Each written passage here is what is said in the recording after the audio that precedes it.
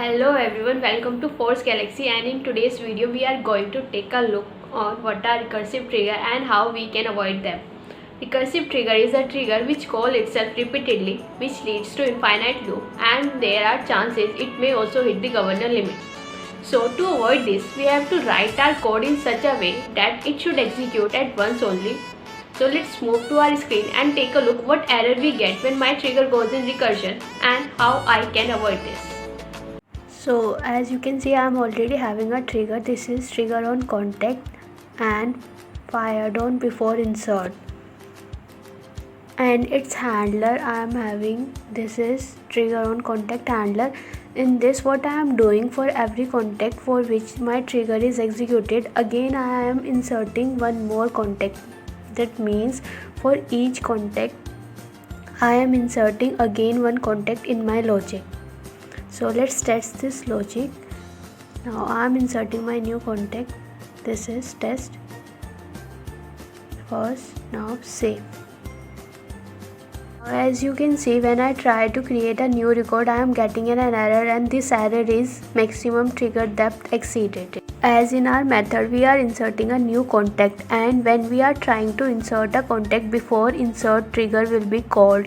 In this way, before insert trigger will be called multiple times. It becomes a recursive trigger as there is no end for this process. Let's see how we can avoid this recursion. Now I'm going to make changes in my trigger and in my handler only. So this is my handler.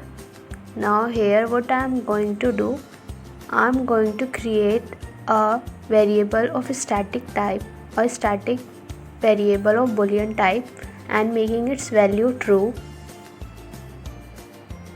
Now in my trigger, what I'm going to do, I'm going to add one more condition to execute my handler method.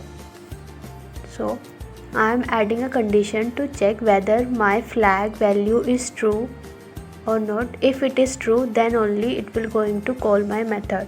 Now, and inside my condition, I am going to make this flag false, flag value to false. Now let's test this, and afterwards I am going to tell the reason why I have done so. So let's refresh. I am creating a contact. This is test first. This is save. And as you can see, my record has been saved, and my second contact, which is written in my logic, is also created. In this way, we can avoid recursive trigger in Salesforce using Boolean static variable. For the first time, when my record is inserted for contact, my record is inserted, it check the value, yeah, it is insert, it is before, and my flag value, yes, it is true, because in my handler for the first time I made my boolean flag equals to true. Now before executing my method, what I have done, I made this flag equals to false. Now my method is called.